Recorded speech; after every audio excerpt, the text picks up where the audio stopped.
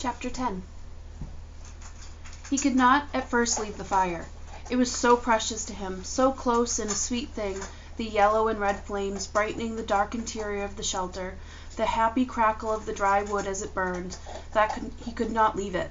He went to the trees and brought in as many dead limbs as he could chop off and carry, and when he had a large pile of them he sat near the fire, though it was getting into the warm middle part of the day, and he was hot, and broke them in small pieces and fed the fire. "I will not let you go out," he said to himself, "to the flames, not ever."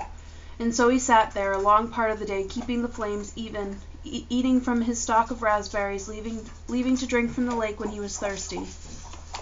In the afternoon, towards the evening, with his face smoke smeared and his skin red from the heat, he finally began to think ahead to what he needed to do. He would need a large wood pile to get through the night. It would be almost impossible to find wood in the dark, so he had to have it all in and cut and stacked before the sun went down. Brian made certain the fire was banked with new wood, then went out of the shelter and searched for a good fuel supply. Up the hill from the campsite, the same windstorm that left him a place to land the plane, had that only been 3-4 days ago, had dropped 3 large white pines across the other. They were dead now, dry and filled with weathered, dry, dead limbs, enough for many days. He chopped and broke and carried wood back to the camp, stacking the pieces under the overhang until he had what he thought to be an enormous pile, as high as his head and 6 feet across the base. Between trips he added small pieces to the fire to keep it going, and on one of the trips to get wood he noticed an added advantage of the fire. When he was in the shade of the trees breaking limbs, the mosquitoes swarmed on him, as usual, but when he came to the fire, or just near the shelter where the smoke eddied and swirled, the insects were gone. It was a wonderful discovery. The mosquitoes had nearly driven him mad, and he thought of being rid of them lifted his spirits.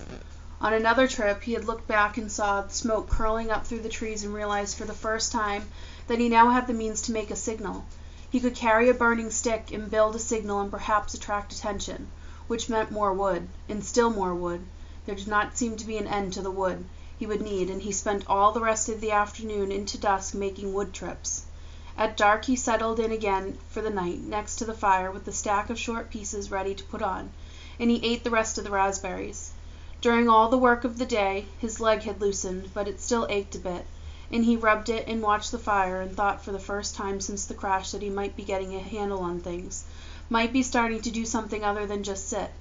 He was out of food, but he could look tomorrow, and he could build a signal fire tomorrow and get more wood tomorrow.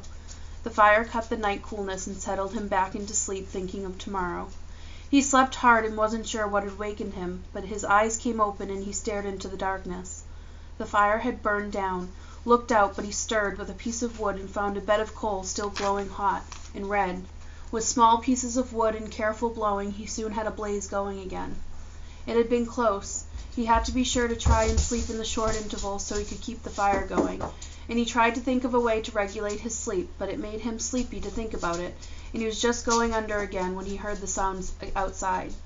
It was not unlike the sound of the porcupine, something slithering, and being dragged across the sand, but when he looked out the door opening it was too dark to see anything. Whatever it was stopped making the sound in a few moments, and he thought he heard something sloshing into the water at the shoreline. But he had a fire now and plenty of wood, so he wasn't as worried as he had been the night before. He dozed, slept for a time, awakened again just at dawn gray light, and added wood to the still smoking fire before standing outside and stretching. Standing with his arms stretched over his head and the tight knot of hunger in his stomach, he looked toward the lake and saw the tracks. They were strange. A main center line up from the lake in the sand were claw marks to the side leading to a small pile of sand, then going back down to the water. He walked over and squatted near them, studied them, tried to make sense of them.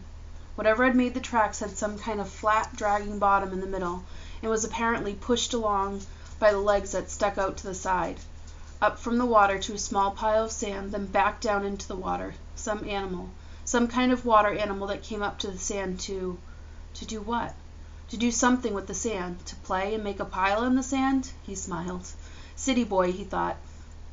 Oh, you city boy with your city ways. He made a mirror in his mind, a mirror of himself, and saw how he must look.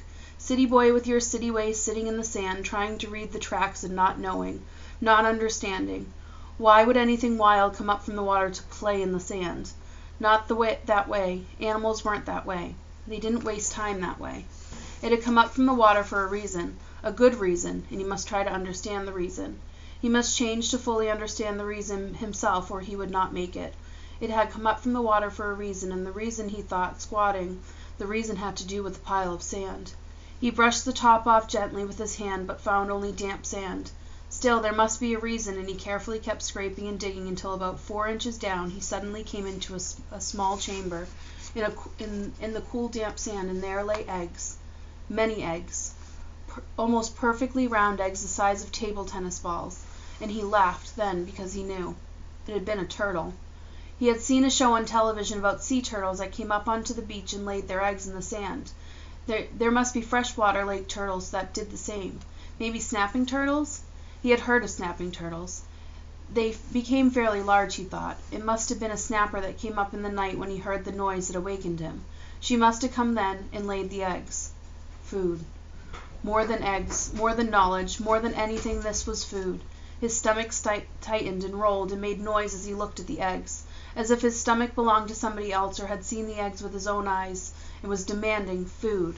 The hunger, always there, had been somewhat controlled and dormant when there was nothing to eat, but when the eggs came, the scream to eat. His whole body craved food with such an intensity that it quickened his breath.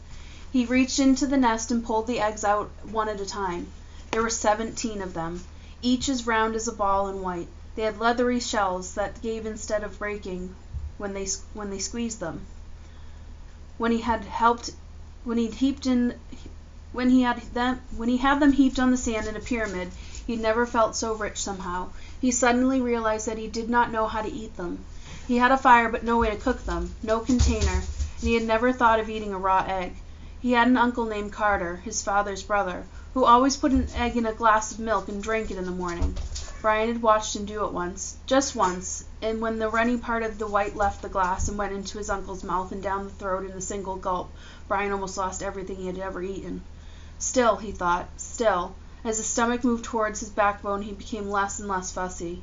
Some natives in the world ate grasshoppers and ants. If they could do that, he could get a raw egg down. He picked one up and tried to break the shell and found it surprisingly tough. Finally, using the hatchet, he sharpened a stick and poked a hole into the egg. He widened the hole with his finger and looked inside. Just an egg. It had a dark yellow yolk and not so much white as he thought there would be. Just an egg. Food. Just an egg he had to eat. Raw. He looked out across the lake and brought the egg to his mouth and closed his eyes and sucked and squeezed the egg at the same time and swallowed as fast as he could. Ugh! It had a greasy, almost oily taste, but it was still an egg. His throat tried to throw it back up. His whole body seemed to convulse with it, but his stomach took it and held it and demanded more. The second egg was easier, and by the third one he had no trouble at all. It had just slid down. He ate 6 of them. Could have easily eaten all of them and not been full, but part of him had to hold back, save the rest. He could not believe the hunger. The eggs had awakened it fully, roaringly, so that it tore at him. After the 6th egg, he ripped the shell open and licked the inside clean, then went back and ripped the other 5 open and licked them out as well, and wondered if he could eat the shells. There must be some food value in them, but when he tried they were too leathery to chew, and he couldn't get them down. He stood away from the eggs for a moment, literally stood, and turned away so that he could not see them. If he looked at them, he would have to eat more. He would store them in the shelter and eat only 1 a day. He fought the hunger down again, controlled it. He would take them now and store them and save them and eat 1 a day. And he realized as he thought that he had forgotten that they might come, the searchers. Surely they would come before he could eat all the eggs in one day. He had forgotten to think about them, and that wasn't good. He had to keep thinking about them, because if he had forgotten them and did not think of them, they might forget about him. And he had to keep hoping. He had to keep hoping. Okay, that's the end of chapter 10. I'll see you guys in a bit. Bye.